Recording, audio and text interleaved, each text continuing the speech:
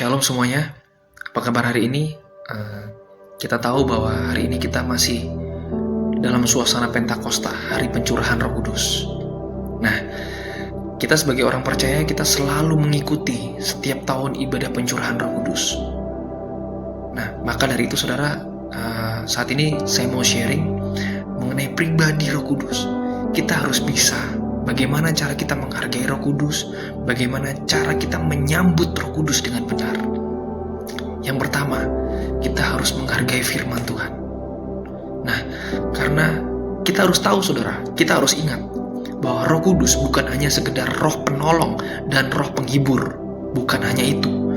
Tetapi ingat bahwa Roh Kudus juga adalah roh kebenaran yang selalu menuntun kita kepada seluruh kebenaran. Ingat saudara, bukan sebagian tapi seluruh kebenaran. Dia yang menuntun kita. Nah, perhatikan cara kita mendengar firman. Perhatikan cara kita menyambut firman.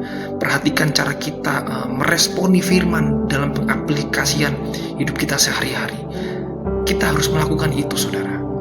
Karena gini, kalau kita sadar di dalam hidup kita ada Roh Kudus, maka izinkan Roh Kudus untuk memimpin perjalanan kita, memimpin karakter kita, memimpin setiap keputusan-keputusan yang kita ambil. Maka itu saudara, libatkan Roh Kudus setiap hari, setiap saat. Apapun yang saudara dan saya lakukan dalam sehari-hari, kita harus melibatkan Roh Kudus. Yang pertama, sekali lagi kita harus menghargai firman Tuhan. Ketika kita menghargai firman Tuhan, berarti kita juga menghargai dan menyambut Roh Kudus. Yang kedua saudara, kita harus menjaga bait. Inilah bait Roh Kudus. Tubuh kita dan hidup kita adalah bait Roh Kudus.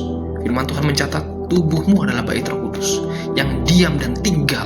Nah, maka dari itu saudara, hindari hal-hal yang mencemari hidup saudara dan saya. Karena gini saudara, kecemaran dunia tidak ada di dalam dia. Nah, di dalam Yohanes 14 ayat 15, jikalau kamu mengasihi aku, kamu akan menuruti segala perintahku. Wah, saat kita mengasihi Roh Kudus, otomatis kita harus menuruti segala perintahnya. Perintahnya yaitu melalui firman Tuhan. Tidak ada yang lain. Bukan perasaan kita, bukan feeling kita, tapi ada ketetapan, ada kebenaran, ada firman Tuhan. Nah, itu yang harus kita taati, yang harus kita lakukan. Sekali lagi, saudara, setiap ketidakbenaran atau kecemaran bukan berasal dari Roh Kudus.